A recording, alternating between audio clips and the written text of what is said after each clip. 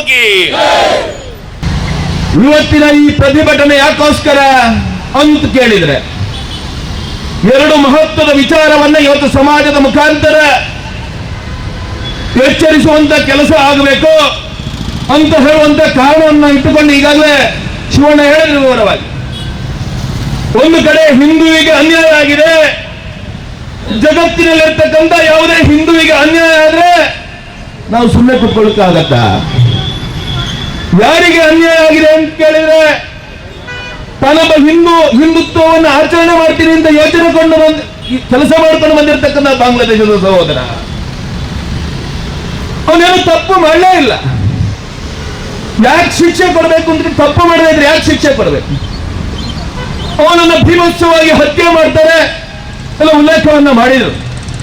ಒಬ್ಬ ಹಿಂದುವಿನ ಮೇಲೆ ಅನ್ಯಾಯವಾಗಿ ಹತ್ಯೆ ಆಯಿತು. ಹತ್ಯೆ ಮಾತ್ರ ಮಾಡಲಿಲ್ಲ, ಅವನು ಯಾವ ರೀತಿ ಕ್ರೂರವಾಗಿ ಶಿಕ್ಷಿಸಿದ್ರು ಅಂತ ಯೋಚನೆ ಮಾಡಿ ಆ ಹೆಣಕ್ಕೆ ಯಾವ ರೀತಿ ಬೆಂಕಿಯನ್ನು ಕೊಟ್ಟರು. ನಾನು ಹೇಳಿದ್ದಲ್ಲ, ಪತ್ರಿಕೆಗಳಲ್ಲಿ ಬಂದಿರತಕ್ಕಂಥದ್ದು, ದೃಶ್ಯ ಮಾಧ್ಯಮಗಳಲ್ಲಿ ಬಂದಿರತಕ್ಕಂಥದ್ದು. ಅದು ಬಾಂಗ್ಲಾದೇಶದಲ್ಲಿ ನಡೆದರೆ, ಭಾರತ ದೇಶದ ಮಂಗಳೂರಿನ ಕೆಂಜಾರಿನ ರೈಲ್ವೆ ಟ್ರ್ಯಾಕಿನ ಬಳಿ ಒಂದು ಹತ್ಯಾಕಾಂಡ ನಡೆಯುತ್ತೆ. ಯಾವ ರೀತಿಯ ಹತ್ಯಾಕಾಂಡ ಅಂತ ಹೇಳಿದ್ರೆ, ನನಗೆ ಇಲ್ಲಿ ಬಂದಾಗ ನೆನಪಾಗಿರ್ತಕ್ಕಂಥದ್ದು, ಭಾರತ ದೇಶದ ಸ್ವಾತಂತ್ರ್ಯದ ಹೋರಾಟದ ಸಂದರ್ಭದಲ್ಲಿ ಜಲಿಯನ್ ವಾಲಾಬಾಗ್ ಅಂತ ಹೇಳುವಂತ ಜಾಗದಲ್ಲಿ ಒಂದು ಹತ್ಯಾಕಾಂಡ ನಡೀತು. ಯಾರು ಈಗ ನಾವು ಘೋಷಣೆಯನ್ನು ಕೂಗಿರ್ತಕ್ಕಂಥ ಒಂದೇ ಮಾತರಂ ಘೋಷಣೆ ಹಾಕ್ತಾರೆ, ಭಾರತ್ ಮಾತಾ ಕಿ ಜೈ ಘೋಷಣೆ ಹಾಕ್ತಾರೆ ಅಂತ ಹೇಳಿದವರ ಮೇಲೆ ಬ್ರಿಟಿಷ್ ಕರ್ಜನ್ ಶೂಟ್ ಆರ್ಡರ್ ಮಾಡ್ತಾರೆ. ಸಾವಿರಾರು ಜನರುಗಳ ನಿರ್ಭಯವಾಗಿ ಹತ್ಯೆ ನಡೆಯುತ್ತೆ. ಸ್ವಾತಂತ್ರ್ಯಕ್ಕೋಸ್ಕರ ಜಲಿಯನ್ ವಾಲಾಬಾಗಿನಲ್ಲಿ ಸಾವಿರಾರು ಜನ ಆತ್ಮಾರ್ಪಣೆ ಮಾಡಿಕೊಂಡ್ರ. ಅದೇ ಮಂಗಳೂರಿನ ಕೆಂಜಾರಿನಲ್ಲಿ ನಡೆದಿರತಕ್ಕಂಥ ಘಟನೆಯನ್ನೊಮ್ಮೆ ನೆನಪಿಸಿಕೊಂಡ್ರೆ ಮೈ ಠುಮ್ ಅಂತ ಅನಿಸುತ್ತೆ. 12ನೇ ತಾರೀಕಿಗೆ ಕೆಂಜಾರಿನ ಕಪಿಲಾ ಗೋಶಾಲೆಯ 2 ಹಸುಗಳು ಕಾಣೆಯಾಗಿದೆ ಅಂತ ಹುಡ್ಕೊಂಡು ಹೋಗ್ತಾರೆ. ಆ ಹಸುಗಳು ಎಲ್ಲಿ ಸಿಗತ್ತೆ ಅಂತ ಕೇಳಿದ್ರೆ, ಕೆಂಜಾರು ಬಳಿ ಇರ್ತಕ್ಕಂಥ ಹತ್ತಿರದ ರೈಲ್ವೆ ಟ್ರ್ಯಾಕ್ ಬಳಿ ಹಸುಗಳು ಕಾಣಲಿಕ್ಕೆ ಸಿಗತ್ತೆ. ಅದೇ ಹತ್ತಿರದ ಕಾಡಿನಲ್ಲಿ ಸುಮಾರು 80ಕ್ಕಿಂತ 100 ಗೋವುಗಳ ಭೀಕರವಾಗಿರ್ತಕ್ಕಂಥ ಹತ್ಯಾಕಾಂಡವೇ ನಡೆದು ಹೋಗಿದೆ ಮಂಗಳೂರಿನ ಕೆಂಜಾರಿನಲ್ಲಿ ಅಂತ ಹೇಳಿದ್ರೆ, ನೀವು ಯಾವ ರೀತಿ ಯೋಚನೆ ಮಾಡಬೇಕು ಇವತ್ತು? ಅದೇ ಹಿಂದುತ್ವ ಅಂತ ಹೇಳಿದ್ರೆ, ನಮ್ಮ ನಂಬಿಕೆಗೋಸ್ಕರ ಆ ತಾಯಿ ನಮಗೇನೆಲ್ಲ ಕೊಟ್ಟಿಲ್ಲ. 100 ಜನ ಇವತ್ತು ಕೃಷಿಕರನ್ನು ಯೋಚನೆ ಮಾಡಿ ನೋಡಿ. ಕೃಷಿಕರು ಗೋವಿನಿಂದಲೇ ಬದುಕುವಂತ ಸಾವಿರಾರು ಜನ ಇವತ್ತು ಈ ದೇಶದಲ್ಲಿ, ಲಕ್ಷಾಂತರ ಜನ ಈ ದೇಶದಲ್ಲಿದ್ದಾರೆ. ಆ ಗೋವಿನ ಹಾಲಿನಿಂದ ನಮ್ಮ ಊಟ, ನಮ್ಮ ಜೀವನದ ವ್ಯವಸ್ಥೆ, ಅದೇ ಗೋವಿನ ಹಾಲಿನಿಂದ ನಮ್ಮ ಜೀವನ, ನಮ್ಮ ದಿನನಿತ್ಯದ ವ್ಯವಸ್ಥೆಗಳಿಗೆ ಅದೇ ಗೋವಿನ ಉತ್ಪನ್ನಗಳನ್ನೇ ಬಳಸಿಕೊಳ್ತೇವೆ. ಅವ ಬಿಜೆಪಿ ಇರ್ಬೋದು, ಅವ ಕಾಂಗ್ರೆಸ್ ಇರ್ಬೋದು, ಅವ ಪೊಲೀಸ್ ಇರ್ಬೋದು, ಇವ ಅಧಿಕಾರಿ ಇರ್ಬೋದು, ಆ ಗೋವಿನಿಂದಾಗಿಯೇ ನಾವು ಬದುಕುವಂತ ಜನಗಳು ಈ ದೇಶದಲ್ಲಿದ್ರೆ, ಅಂತಹ ಗೋವುಗಳನ್ನೇ ಅತ್ಯಂತ ಕ್ರೂರವಾಗಿ ಹಿಂಸೆಯನ್ನು ಕೊಟ್ಟು ಭೀಭತ್ಸವಾಗಿ ಹತ್ಯಾಕಾಂಡವನ್ನು ನಡೆಸಿರ್ತಕ್ಕಂಥ ಘಟನೆ ಮಂಗಳೂರಿನ ಕೆಂಜಾರಿನಲ್ಲಿ ನಡೆದಿದೆ. ಅದಕ್ಕೋಸ್ಕರ ನಮ್ಮ ಸ್ಪಷ್ಟವಾಗಿರ್ತಕ್ಕಂಥ ಸಂದೇಶವನ್ನು ಕೊಡಬೇಕು. ಆ ಗೋಹಂತಕರಿಗೆ ಸ್ಪಷ್ಟವಾಗಿರ್ತಕ್ಕಂಥ ಸಂದೇಶವನ್ನು ಕೊಡಬೇಕು. ಆ ಸರ್ಕಾರಕ್ಕೆ ಸ್ಪಷ್ಟವಾಗಿರ್ತಕ್ಕಂಥ ಆಗ್ರಹವನ್ನು ಮಾಡಬೇಕು. ಇಂತಹ ಹಂತಕರನ್ನ ಕಟ್ಟಿ ಮೆಟ್ಟಿ ಹಾಕುವ ತನಕ ಹಿಂದೂ ಸಮಾಜ ವಿರಮಿಸುವುದಿಲ್ಲ ಅಂತ ಹೇಳುವಂತ ಸಂದೇಶವನ್ನು ಕೊಡುವುದಕ್ಕೋಸ್ಕರ ಈ ಪ್ರತಿಭಟನೆ ನೆನಪಿಟ್ಟುಕೊಳ್ಳಿ.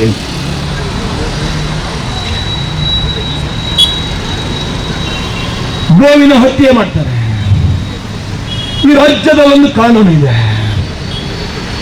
ಗೋ ಹತ್ಯೆ ನಿಷೇಧ ಕಾನೂನು ಈ ರಾಜ್ಯದಲ್ಲಿ ಪರಿವರ್ತನೆಯಾಗಿ ಮಂಡನೆಯಾಗಿ ಈ ರಾಜ್ಯದಲ್ಲಿ ಜಾರಿಗೆ ತಂದ ನಂತರ ಆ ಗೋ ಹತ್ಯೆ ಮಾಡ್ತಾನೆ, ಅಕ್ರಮವಾಗಿ ಕಳ್ಳ ಸಾಗಣೆ ಮಾಡ್ತಾರೆ, ಆ ವಾಹನವನ್ನು ಮುಟ್ಟುಗೋಲು ಹಾಕಬಹುದು. ಇದು ಸರ್ಕಾರಿ ಕಾನೂನು. ನಮ್ಮ ರಾಜ್ಯ ಸರ್ಕಾರ ಇವತ್ತು ಯೋಚನೆ ಮಾಡಿದೆ. ಮಂಗಳೂರಿಗೆ ಮುಖ್ಯಮಂತ್ರಿಗಳು ಬಂದಾಗ ಯಾರೋ ಹೇಳಿದ್ರು ಕಿವಿಯಲ್ಲಿ, ನಮ್ಗೆ ತೊಂದರೆ ಆಗ್ತಾ ಇದೆ, ನಮ್ಮೂರಿಗೆ ತೊಂದರೆ ಆಗ್ತಾ ಇದೆ ಅಂತ ಹೇಳಿದ್ರು. ಬೆಂಗಳೂರಿಗೆ ಹೋದಾಗ ಅನಿಸ್ತು ಇವರಿಗೆ, ಯಾವುದೋ ಒಂದು ವರ್ಗವನ್ನ ತುಷ್ಟೀಕರಣಗೊಳಿಸುವ ಓಲೈಕೆಗೊಳಿಸುವ ಕಾರಣಕ್ಕೋಸ್ಕರ ಆ ಗೋಹತ್ಯೆ ನಿಷೇಧ ಕಾನೂನಲ್ಲಿ ಸ್ವಲ್ಪ ಬದಲಾವಣೆ ತರಲಿಕ್ಕೆ ಯೋಚನೆ ಮಾಡಿದ್ರು. ಗೊತ್ತಿದ್ದವರಿಗೆ ಬದಲಾವಣೆ ಮಾಡಿದ್ರೆ ಇಲ್ಲಿ ಹಿಂದೂ ಸಮಾಜ ಇದ್ದಂತೆ ನಮ್ಗೆ ಕೂತ್ಕೊಳ್ಳಿಕ್ಕೆ ಬಿಡೋದಿಲ್ಲ, ಕುರ್ಚಿ ಅಲ್ಲಾಡ್ತಾ ಇದೆ, ಅಲ್ಲ ನನ್ನ ಕೊನೆ ಕಾಲ ಬರ್ತದ ಅಂತ ಅನಿಸಿತ್ತು.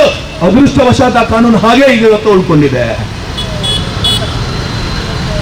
ನಾನು ಮೊನ್ನೆ ಒಂದು ಕಾರ್ಯಕ್ರಮದಲ್ಲಿ ಪ್ರಶ್ನೆ ಮಾಡಿದ್ದೆ. ಒಂದು ಇನೋವಾ ವಾಹನದಲ್ಲಿ 7 ಜನ 1+6 ಬಹುಶಃ ಅದರಲ್ಲಿ ವ್ಯವಸ್ಥೆ ಇರ್ತಕ್ಕಂಥ RTO ಕಾನೂನಲ್ಲಿ ಇರ್ತಕ್ಕಂಥದ್ದು 7 ಜನ ಪ್ರಯಾಣಿಸಬಹುದಾದಂತ ಇನೋವಾದಲ್ಲಿ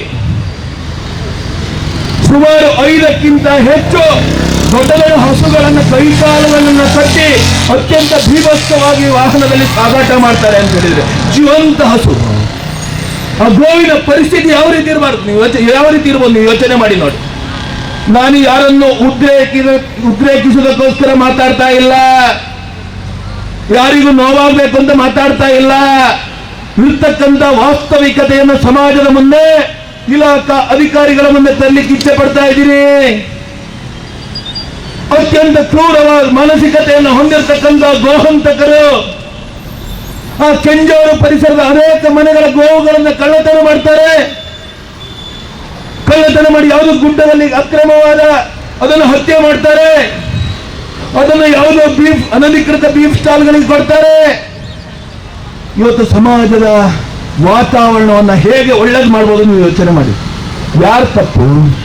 ಅಧಿಕಾರಿಗಳು ತಪ್ಪ? ಹಿಂದುವಿನ ತಪ್ಪ? ಅಲ್ಲ, ಈ ಸಮಾಜವಾದ ವಾತಾವರಣ ಸ್ವಾಸ್ಥ್ಯವನ್ನ ಹಾಳು ಮಾಡಬೇಕು ಅಂತ ಕಾರಣವನ್ನ ಇಟ್ಟುಕೊಂಡು ಭೀಕರವಾಗಿರ್ತಕ್ಕಂಥ ಹತ್ಯಾಕಾಂಡ ಮಾಡ್ತಾ ಇರ್ತಕ್ಕಂಥ ಗೋಹಂತಕರು ದುಷ್ಟಶಕ್ತಿಗಳು ತಪ್ಪ? ವಿಷಯ ಮಾಡಿ ನೋಡಿ. ಒಂದೊಂದು ಇನೋವಾದಲ್ಲಿ, ಒಂದೊಂದು ವಾಹನಗಳಲ್ಲಿ, ಸಣ್ಣ ಸಣ್ಣ ಕಾರುಗಳಲ್ಲಿ, ಒಂದೊಂದು ಆಲ್ಟೋ ಕಾರ್ನಲ್ಲಿ 4-5 ವಾಹನ ಗೋವುಗಳನ್ನ ಅಕ್ರಮವಾಗಿ ಸಾಗಾಟ ಮಾಡ್ತಾ ಇದ್ದಾರೆ. ಅದೇ 2 ದಿನಗಳ ಬಳಿಕ ಬಜ್ಪೆ ಏರ್ಪೋರ್ಟಿನ ಬಳಿ ನಮ್ಮ ಕಾರ್ಯಕರ್ತರು ಒಂದು ವಾಹನವನ್ನು ತಡೆದ್ರು. ಈ ಘಟನೆಯ ನಂತರ ಅಲ್ಲೇ ಒಂದು ಓಮ್ನಿ ಕಾರ್ನಲ್ಲಿ 4-5 ಹಸುಗಳನ್ನ ಸಾಗಾಟ ಮಾಡ್ತಾ ಇದ್ದಾರೆ ಅಂತ ಹೇಳಿದ್ರೆ ಇವರ ಅಹಂಕಾರ, ದರ್ಪ ಎಷ್ಟಿರಬೇಕು? ಸಮಾಜ ಯೋಚನೆ ಮಾಡ್ತಾ ಇದೆ ತಾನೆ.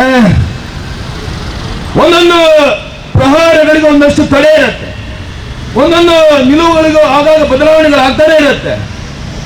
ಹಿಂದೂ ಸಮಾಜ ಅತ್ಯಂತ ಶ್ರೇಷ್ಠವಾಗಿರ್ತಕ್ಕಂಥ ನಂಬಿಕೆ ಚಲಿಸುವ ದೇವಾಲಯ ಅಂತ ಕರೆಸಿಕೊಂಡು ಬಂದಿರತಕ್ಕಂಥ ತಾಯಿ ಗೋಮಾತೆಯ ಮೇಲೆ ಈ ರೀತಿಯ ಪ್ರಹಾರ, ಹಿಂದೂ ಸಮಾಜದ ನಂಬಿಕೆಗಳ ಮೇಲೆ ಗದಾ ಪ್ರಹಾರವನ್ನು ಪದೇ ಪದೇ ಮಾಡ್ತಾನೆ ಹೋದ್ರೆ ಹಿಂದೂ ಸಮಾಜನ ಯೋಚನೆ ಮಾಡಬೇಕು ತಾನೆ. ಅದೃಷ್ಟ, ನಾನು ಅನೇಕ ಬಾರಿ ಇದೇ ಜಾಗದಲ್ಲಿ ಭಾಷಣದಲ್ಲಿ ಹೇಳಿದ್ದೇನೆ, ಪಾಕಿ ಹಾಕೊಂಡಿರ್ತಕ್ಕಂಥ ಪೊಲೀಸ್ ಇಲಾಖೆಗೆ ತಾಕತ್ತಿದ್ರೆ ಇದನ್ನು ನಿಲ್ಲಿಸಿ ಅಂತ. ಆದ್ರೆ ಮಂಗಳೂರಿಗಳ ಅದೃಷ್ಟ ಏನಪ್ಪಾ ಅಂತ ಕೇಳಿದ್ರೆ, ಇಲ್ಲಿರ್ತಕ್ಕಂಥ ಒಬ್ಬ ಒಳ್ಳೆಯ ಕಮಿಷನರ್ ಸುಧೀರ್ ಕುಮಾರ್ ರೆಡ್ಡಿ ಮತ್ತೆ ಅವ್ರ ತಂಡ ಇವತ್ತು ಅದ್ಭುತವಾಗಿರ್ತಕ್ಕಂಥ ಕಾರ್ಯವನ್ನು ನಿರ್ವಹಿಸುವುದರ ಮುಖಾಂತರ ಸಂವಿಧಾನದಲ್ಲಿ ಏನು ಹೇಳಿದೆ, ಆ ಗೋಹತ್ಯಾ ನಿಷೇಧ ಕಾನೂನನ್ನು ಅಕ್ಷರಶಃ ಜಾರಿ ಮಾಡುವಂತ ಕೆಲಸದಲ್ಲಿ ಅದ್ಭುತವಾಗಿರ್ತಕ್ಕಂಥ ಕೆಲಸವನ್ನು ನಿರ್ವಹಿಸಿದೆ. ಅದಕ್ಕೋಸ್ಕರ ನೀವೆಲ್ಲರೂ 2 ಕೈಗಳನ್ನ ತಟ್ಟಿ ಒಮ್ಮೆ ಚಪ್ಪಾಳೆ ಮುಖಾಂತರ ಅವರನ್ನು ಅಭಿನಂದಿಸುವಂತ ಅವಶ್ಯಕತೆ ಇದೆ ಇವತ್ತು. ಯಾಕೆ ಅಂತ ಕೇಳಿದ್ರೆ ಅವರನ್ನು ಮೆಚ್ಚಿಸುವುದಕ್ಕೋಸ್ಕರ ಅಲ್ಲ, ಅವ್ರು ಮಾಡಿರ್ತಕ್ಕಂಥ ಕೆಲಸಕ್ಕೆ ಯಾರು ನಾನು ಪುನಕ್ಕೆ ಮತ್ಸರ ಇಲ್ಲ. ಒಳ್ಳೆ ಕೆಲಸ ಮಾಡ್ತೀರ, ನಾವು ಅಭಿನಂದನೆ ಸಲ್ಲಿಸ್ತಾನೆ, ಅವ್ರಿಗೇನು ಅಡ್ಡಿ ಇಲ್ಲ. ಆದ್ರೆ ಇವತ್ತು ಆಗ್ಬೇಕಾದ್ದು ನಿಮ್ಮ ಹತ್ರ ಒಂದಷ್ಟು ಕೆಲಸಗಳು ಬಾಕಿ ಇದೆ. ಇವತ್ತು ಈ ರೀತಿಯ ಗೋ ಹತ್ಯಾಕಾಂಡ ನಡೆದ್ರೆ ಅದರ ಹಿಂದೆ ಯಾರೋ ಒಬ್ಬ ಇಬ್ಬರು ಇರ್ತಕ್ಕಂಥದ್ದಲ್ಲ, ಅದರ ಹಿಂದೆ ದೊಡ್ಡದಾಗಿರ್ತಕ್ಕಂಥ ಗುಂಪೇ ಇದೆ, ದೊಡ್ಡದಾಗಿರ್ತಕ್ಕಂಥ ದುಷ್ಟ ಶಕ್ತಿಗಳೇ ಇದ್ದಾರೆ, ಅದರ ಹಿಂದೆ ದೊಡ್ಡದಾಗಿರ್ತಕ್ಕಂಥ ಲಾಬಿನೇ ಇದೆ. ಆ ಲಾಬಿಯನ್ನ, ಆ ದುಷ್ಟ ಶಕ್ತಿಗಳನ್ನ ಮಟ್ಟ ಹಾಕ್ಬೇಕು ಅಂತ ಹೇಳಿದ್ರೆ ನಮಗೊಂದು ವಿಶ್ವಾಸ ಇದೆ. ಇಷ್ಟರ ತನಕ ಕೆಲವು ಕಡೆಗಳಲ್ಲಿ ಕಾನೂನು 100% ಪಾಲನೆ ಆಗ್ತದ ಗೊತ್ತಿಲ್ಲ. ಆದ್ರೆ ಇವತ್ತು ಮಂಗಳೂರಿನಲ್ಲಿ ನಿಮಗೆಲ್ಲ ವಿಶ್ವಾಸ ಇಟ್ಟಿದ್ದೇವೆ, ಆ ಕಾನೂನನ್ನ ಪಾಲನೆ ಮಾಡುವಂತದ್ದು ಸಂವಿಧಾನದ ರಕ್ಷಣೆ ನಿಮ್ಮ ಕರ್ತವ್ಯ ಏನಿದೆ, ನಾವೇನು ಅಡ್ಡಿ ಬರುವುದಿಲ್ಲ. ಸಂವಿಧಾನದ ರಕ್ಷಣೆ ನಿಮ್ಮ ಹೊಣೆ, ಅದಕ್ಕೆ ನಾವೇನು ಅಡ್ಡಿ ಬರುವುದಿಲ್ಲ. ದಯವಿಟ್ಟು ವಿನಂತಿ ಮಾಡ್ತಾ ಇದ್ದೀವಿ, ಆ ದುಷ್ಟಶಕ್ತಿಗಳ ಮೇಲೆ ಯಾವ ಯಾವ ಕೇಸುಗಳನ್ನು ಹಾಕ್ಬೋದು ನಾನು ಹೇಳುದಿಲ್ಲ, ನಿಮ್ಗೆ ಬಿಟ್ಟದ್ದು. ಆದ್ರೂ ನೆನಪು ಮಾಡ್ತೇನೆ, ಗೂಂಡಾ ಕಾಯ್ದೆ ಹಾಕಿ, ರಾಷ್ಟ್ರದ್ರೋಹದ ಕೇಸು ಹಾಕಿ, ಕೋಕಾ ಕಾಯ್ದೆ ಹಾಕಿ, ಯಾವ್ದು ಬೇಕಾದ್ರೂ ಮಾಡಿ ನಾವೇನೋ ಹೇಳುವಂತದ್ದಲ್ಲ. ಆದ್ರೆ ನಮಗೆ ನೆಮ್ಮದಿ ಬೇಕು, ಹಿಂದೂ ಸಮಾಜಕ್ಕೆ ನೆಮ್ಮದಿ ಬೇಕು, ಈ ಭಾರತೀಯರಿಗೆ ಸ್ವಾಸ್ಥ್ಯ ಸಮಾಜದ ನಿರ್ಮಾಣ ಆಗಬೇಕು. ಇದು ನಮ್ಮ ಉದ್ದೇಶ. ಸ್ವಾಸ್ಥ್ಯ ಸಮಾಜದ ನಿರ್ಮಾಣ ನಮ್ಮ ಉದ್ದೇಶ. ಭಯೋತ್ಪಾದನೆ ನಾವು ಮಾಡುವವರಲ್ಲ. ಸ್ವಾಸ್ಥ್ಯ ಸಮಾಜದ ನಿರ್ಮಾಣಕ್ಕೋಸ್ಕರ ಯಾವ ರೀತಿಯಲ್ಲಾದರೂ ಈ ಗುಂಪನ್ನ, ಈ ದುಷ್ಟಶಕ್ತಿಯನ್ನ ಮಟ್ಟ ಹಾಕುವಂತ ಕೆಲಸವನ್ನು ನೀವು ಮಾಡಬೇಕು ಅಂತ ಹೇಳುವಂತ ಆಗ್ರಹವನ್ನು ಮಾಡ್ತಾ ಇದ್ದೀವಿ. ಎರಡನೇದು, ಈ 100ಕ್ಕಿಂತ ಹೆಚ್ಚು ಗೋವಿನ ಕಳೇಬರಗಳು, ಅವಶೇಷಗಳು ಸಿಗ್ಬೇಕಾದ್ರೆ ಅದಕ್ಕೆ ಸಪೋರ್ಟ್ ಮಾಡುವಂತ ಒಂದಷ್ಟು ಅಂಗಡಿಗಳು, ಬೀಫ್ ಸ್ಟಾಲ್ಗಳಿರ್ಬೋದು, ಅದು ಯಾವುದೋ ಹೋಟೆಲ್ಗಳಿರ್ಬೋದು, ಅದನ್ನು ಎನ್ಕ್ವೈರಿ ಮಾಡ್ಬೇಕು ತಾನೆ. ಅಕ್ರಮವಾಗಿರ್ತಕ್ಕಂಥ ಈ ರೀತಿಯ ದನದ ಮಾಂಸ ಬರಬೇಕು ಅಂತ ಹೇಳಿದ್ರೆ ಅವ್ರಿಗೂ ಪರ್ಮಿಷನ್ ಇಲ್ಲ. ಆ ಎಲ್ಲ ಬೀಫ್ ಸ್ಟಾಲ್ಗಳ ಪರ್ಮಿಷನ್ಗಳನ್ನು ಪರಿಶೀಲಿಸಿ ಅವ್ರಿಗೆ ಎಲ್ಲಿಂದ ಬರುತ್ತೆ ಇದು ಪರಿಶೀಲನೆಯನ್ನು ಮಾಡಬೇಕು ಅಂತ ಹೇಳುವಂತ ಆಗ್ರಹವನ್ನು ಎಲ್ಲ ಸಭಿಕರ ಪರವಾಗಿ ನಾನು ಮಾಡ್ತಾ ಇದ್ದೀನಿ. ಮೂರನೇದು ಆಗ್ರಹ, ಇವತ್ತು ಇಸ್ಲಾಂ ಮತದಲ್ಲಿ ಕಳ್ಳತನ ಮಹಾಪಾಪ ಅಂತ ಇದೆ. ಕುರಾನ್ನಲ್ಲಿ ಹೇಳ್ತಾರೆ ಕಳ್ಳತನ ಮಹಾಪಾಪ ಅಂತ. ನಾನು ಹೇಳಿದ್ದನ್ನ, ಅವರು ಹೇಳಿದ್ದನ್ನ ಕೇಳಿದ್ದು. ಆ ಕಳ್ಳತನ ಮಹಾಪಾಪ ಅಂತ ಹೇಳಿದ್ರೆ ಈ ಎಲ್ಲ ಗೋವುಗಳನ್ನು ನಮ್ಮನ್ನ ಹೇಳ್ತಾ ಇದ್ದಾರೆ. ಭುಜಂಗನ ನವೀನ ಹೇಳಿದ್ರು, ಕೆಂಜಾರಿನ ಬಳಿ ಅನೇಕ ಮನೆಯ ವ್ಯಕ್ತಿಗಳ ಗೋವುಗಳು ಇವತ್ತು ಕಾಣೆಯಾಗಿದೆ, ಕಳ್ಳತನ ಮಾಡಿದ್ದಾರೆ. ಕೆಂಜಾರು ಗೋಶಾಲೆಯ, ಕಪಿಲ ಗೋಶಾಲೆಯ ಅನೇಕ ದನಗಳು ಇವತ್ತು ಕಾಣೆಯಾಗಿದೆ ಅಂತ ಹೇಳಿದ್ರೆ ಕಾರಣ ಕಳ್ಳತನ. ನಾನಿವತ್ತು ಆಗ್ರಹ ಮಾಡ್ತಾ ಇದ್ದೀನಿ, ನೀವು ಭಾರತೀಯರೇ, ಈ ದೇಶದ ಮಣ್ಣಿನಲ್ಲೇ ಜೀವನ ಮಾಡುವಂತವರು, ಅದಕ್ಕೋಸ್ಕರ ನೀವು ಇವತ್ತು ನಿಶ್ಚಯ ಮಾಡಿ, ಯಾರು ಹಿಂದೂಗಳ ಭಾವನೆಗಳಿಗೆ ಧಕ್ಕೆ ತರುವಂತ ಗೋವನ್ನ ಅಕ್ರಮವಾಗಿ ಕಳ್ಳತನ ಮಾಡಿ ಗೋ ಹತ್ಯೆ ಮಾಡ್ತಾರೋ ಅವರ ವಿರುದ್ಧ ಫತ್ವ ಹೊರಡಿಸ್ತೇವೆ ಅಂತ ಒಂದು ನಿಶ್ಚಯವನ್ನು ಮಾಡಿ ನಾವು ನಿಮಗೆ ಶಾಬಾಸ್ ಹೇಳ್ತೀವಿ, ನಾವು ನಿಮ್ಗೆ ಶಾಬಾಸ್ ಹೇಳ್ತೀವಿ. ಯೋಚನೆ ಮಾಡಬೇಕಲ್ಲ. ಹಿಂದುತ್ವದ ಮೇಲೆ ಪ್ರಹಾರಗಳು ನಡೆದಾಗ ಹಿಂದೂ ಸಮಾಜ ಒಗ್ಗಟ್ಟಾಗಿ ಗರ್ಜನೆ ಮಾಡದೇ ಇದ್ರೆ, ನಾನು ಗರ್ಜನೆ ಮಾಡ್ಬೇಕು, ಯಾಕೆ ಪದೇ ಪದೇ ಹೇಳ್ತೇನೆ ಅಂತ ಕೇಳಿದ್ರೆ ನನಗಿರುತ್ತೆ ಅವು ಆಪೇತನ ಇಲ್ಲ ಅಂತ ಪೆತ್ತ ಹೋಗ್ತು, ನಿಮ್ದಲ್ಲ ಸಮಸ್ಯೆ ಇದ್ದು ಅಂತ. ನಾಳೆ ನಮ್ಮಲ್ಲಿ ಅಂತ ಪೆತ್ತನೆ ಹೋಗುದು. ಇದು ನಮ್ಮಲ್ಲಿ ನಡೆದಿರ್ತಕ್ಕಂಥ ಘಟನೆಗಳು. ಮತ್ತೆ ಅವರಿಗೆ ನಾನು ಹೇಳಿದೆ, ಅವರಿಗೆ ಕ್ರೂರತ್ವ ಮಾತ್ರ, ನನ್ನ ಹತ್ತಿರದ ಮನೆಯವ, ನನ್ನ ಫ್ರೆಂಡು, ನನ್ನ ಕ್ಲಾಸ್ಮೇಟು ಯಾವುದೂ ಇಲ್ಲ. ಅದಕ್ಕೋಸ್ಕರ ಜಹಾದಿ ಶಕ್ತಿಗಳಿಗೆ ಸರಿಯಾಗಿರ್ತಕ್ಕಂಥ ಉತ್ತರ ಸಂಘಟಿತ ಹಿಂದೂ ಸಮಾಜ ಇವತ್ತು ವಿಶ್ವ ಹಿಂದೂ ಪರಿಷತ್ ಬಜರಂಗಳ, ವಿಶೇಷವಾಗಿ ಬಜರಂಗಳ ಕಾರ್ಯಕರ್ತರು. ಎಲ್ಲಿಯೂ ಇವರಿಗೆ ಸಾಕ್ಷ್ಯ ಸಿಗಲಿಲ್ಲ. ಕೇವಲ ಹಿಂದೂಗಳ ಮೇಲೆ ಆರೋಪವನ್ನು ಮಾಡಿ ಅಮಾನುಷವಾಗಿ ಹತ್ಯೆ ಮಾಡುವಂತ ಕೆಲಸ ಬಾಂಗ್ಲಾದೇಶದಲ್ಲಿ ಆಗ್ತಾ ಇದೆ. ನಾವೊಂದು ವಿಷಯವನ್ನು ಇವತ್ತು ಚಿಂತನೆ ಮಾಡಬೇಕು.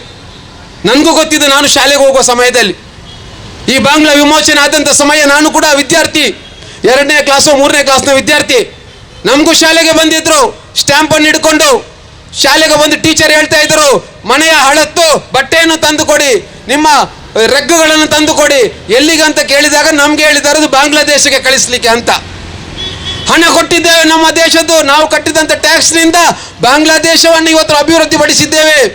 ಅವರಿಗೆ ಬಟ್ಟೆ ಬರೆಯನ್ನು ಕೊಟ್ಟವರು ಯಾರು? ನಾವು ಭಾರತೀಯರು, ಸಾಮಾನ್ಯ ಜನರು, ಸಾಮಾನ್ಯ ಹಿಂದೂಗಳು. ಇವತ್ತು ಊಟ ಮಾಡಿದ ಬಟ್ಟಲಿಗೆ ಅವರು ಏನು ಮಾಡ್ತಾ ಇದ್ದಾರೆ? ವಿಷವನ್ನು ಹಾಕ್ತಾ ಇದ್ದಾರೆ. ಅಷ್ಟು ಮಾತ್ರ ಅಲ್ಲ, ಅವರನ್ನು ವಿಮೋಚನೆ ಮಾಡಿದ ಯಾರು? ಭಾರತದ ಸೈನ್ಯ. ಲಕ್ಷಾಂತರ ಜನ ಸೈನಿಕರು ಇವತ್ತು ಪ್ರಾಣತ್ಯಾಗ ಮಾಡಿದ್ದಾರೆ. ಯಾರಿಗಾಗಿ? ಪಾಕಿಸ್ತಾನದಿಂದ ಬಾಂಗ್ಲಾದೇಶವನ್ನು ವಿಮೋಚನೆ ಮಾಡಲಿಕ್ಕೆ. ಇವರಿಗೆ ಇವತ್ತು ಅಭಿವೃದ್ಧಿ ಇದೆ. ಈ ಅಭಿವೃದ್ಧಿ ಯಾರಿಂದ ಬಂತು? ಭಾರತದಿಂದ ಬಂತು. ನೆನಪಿರಲಿ ಇವರಿಗೆ. ಇವತ್ತು ಭಾರತದ ವಿರುದ್ಧ 1ಕ್ಕೆ 2ಕ್ಕೆ ಭಾರತದ 7 ರಾಜ್ಯಗಳಿದೆ. ಚಿಕನ್ ನೆಕ್ ಅಂತ ಹೇಳ್ತೇವೆ ನಾವು, ಅಷ್ಟಲಕ್ಷ್ಮಿಯರು ಅಂತ ಹೇಳ್ತೇವೆ. ಅದನ್ನು ನಾವು ವಶಪಡಿಸಿಕೊಳ್ತೇವೆ ಎನ್ನುವಂತ ಬೆದರಿಕೆಯನ್ನು ಹಾಕ್ತಾ ಇದ್ದಾರೆ. ನಮಗೆ ಬಾಂಗ್ಲಾದೇಶ ಅರ್ಧ ಗಂಟೆಯ ಸಮಯ, ಈ ದೇಶದ ಪ್ರಧಾನಮಂತ್ರಿಗಳು ಮನಸ್ಸು ಮಾಡಿದ್ದಾರೆ. ಆದರೆ ನಮಗೆ ಬೆದರಿಕೆಯನ್ನು ಹಾಕ್ತಾ ಇದ್ದಾರೆ. ನಾವು ಮಾಡಿದಂಥ ರಾಷ್ಟ್ರ, ನಾವು ಕೊಟ್ಟಂತ ಹಣ, ನಾವು ಕೊಟ್ಟಂತ ಬಟ್ಟೆ, ನಾವು ಕಟ್ಟಿದಂಥ ಟ್ಯಾಕ್ಸ್ನಲ್ಲಿ ಈ ದೇಶ ಆ ದೇಶವನ್ನು ನಾವು ಕಟ್ಟಿಕೊಟ್ಟಿದ್ದೇವೆ. ಇವತ್ತು ಅನ್ನ ತಿಂದಂಥ ಬಟ್ಟಲಿಗೆಯವರು ವಿಷವನ್ನು ಹಾಕ್ತಾ ಇದ್ದಾರೆ ಈ ಬಾಂಗ್ಲಾದೇಶದ ಮತಾಂಧ ಜಿಹಾದಿಗಳು. ಇದರ ವಿರುದ್ಧ ನಮ್ಮ ಹೋರಾಟ, ಅಲ್ಲಿಯ ಹಿಂದೂಗಳನ್ನು ರಕ್ಷಣೆ ಮಾಡಬೇಕೆನ್ನುವುದಕ್ಕಾಗಿ ನಮ್ಮ ಹೋರಾಟ. ಸುದ್ದಿ ಚಾನಲ್, ಕ್ಷಣ ಕ್ಷಣದ ಸುದ್ದಿಗಾಗಿ. ಅತ್ತೆ, ಇದು ನನ್ನ ಬರ್ಡೇ ಗಿಫ್ಟ್. ಇದೆಲ್ಲ ಜೀವನದಲ್ಲಿ ನನಗೋಸ್ಕರ ತಗೊಂಡ್ಬಂದಿದ್ದಾರೆ. ನಿನ್ ಮೇಲೆ ತುಂಬಾ ಚೆನ್ನಾಗಿ ಕಾಣುತ್ತೆ. ಇದು ತುಂಬಾ ಚೆನ್ನಾಗಿದೆ ಅಲ್ವಾ? ತುಂಬ ಚೆನ್ನಾಗಿದೆ.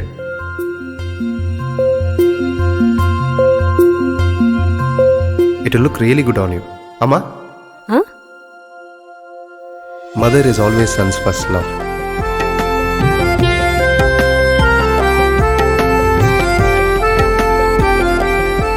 ಪ್ರತಿ ಪೀಳಿಗೆಯ ಪ್ರೀತಿಯ ಮಳಿಗೆ GL ಆಚಾರ್ಯ ಜ್ಯುವೆಲರ್ಸ್.